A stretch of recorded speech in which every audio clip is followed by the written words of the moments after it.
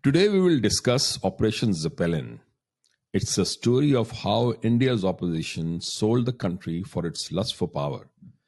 There are betrayals, and then there is treachery, so deep that it bleeds the soul of a nation. In January 2023, Gautam Adani was in Israel finalizing the acquisition of the strategic Haifa port, a deal that would not only bolster India-Israel relations, but also shift the balance of maritime power in the world. It was then that the Hindenburg report was detonated like a precision strike, erasing $150 billion in market value and casting a shadow over India's global economic standing. But now we know that it wasn't random. It wasn't even business. It was war, an information war, a proxy sabotage. And the Gandhis, the Congress ecosystem, the TMC cabal, and their NGO-financed global lackeys were the enablers.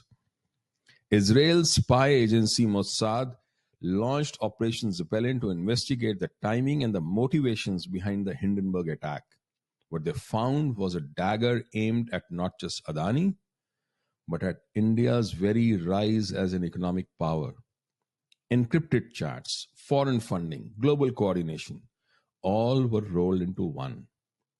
Mossad traced it back to one address in Oak Brook Terrace, Illinois, which is the headquarters of the Indian Overseas Congress led by Sam Pitroda, the perennial puppet master behind the Gandhi family. Pitroda's home server, his own home servers, were hacked. The truth found there was grotesque. Encrypted chats, hidden documents, and digital trails linked directly to Rahul Gandhi, aka the bitter dynast, as Mossad called him.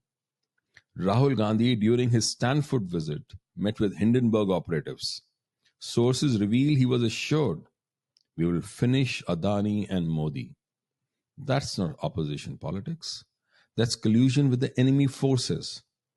When foreign hedge funds, Soros-linked NGOs, and Soros-funded media houses launched their blitz against India, who stood with them? The Gandhis did. The Indian media did. The Congress IT cell did. The opposition's parties in India did.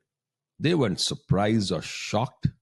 They were synchronized in their efforts. Tweets from Congress leaders dropped within minutes of the Hindenburg story at 2:23 a.m. IST. The National General Secretary of the Indian Overseas Congress, Sandeep Wangala, was already amplifying the narrative. That wasn't dissent. That wasn't transparency. That was sabotage. Let's ask a fundamental question. Why would a political party rooted in India act as a courier of chaos for foreign agents? Because India under Modi is not an India they can control. Because Adani, Ambani, and the new Indian entrepreneur class are not beholden to dynastic favors. Because India, bold, sovereign, and rising, threatens the colonial echo chambers they still bow down to. The Gandhis don't just hate Modi. They hate an India they cannot control and plunder. They fear irrelevance. So they gamble with the nation's future, aligning with Soros, collaborating with hedge funds, leaking to global media, and activating their toolkit at midnight every time Bharat asserts sovereignty. The 353-page dossier from Mossad names USAID, OCCRP, Western media outlets, and the Democratic Party-linked hedge funds as amplifiers of anti-Adani and anti-India narratives. Pitroda's communications, decrypted by elite Mossad cyber units, show systematic attempts to undercut Indian economic power just before the Haifa port deal. The goal was clear: derail India-Israel cooperation, hurt India's global standing, and burn down every symbol of India's rise. The time for silence is over. When opposition becomes subversion, it ceases to be a democratic disagreement. The opposition has become an enemy of the state. We are witnessing a battle for the soul of India, not just on our borders, but within.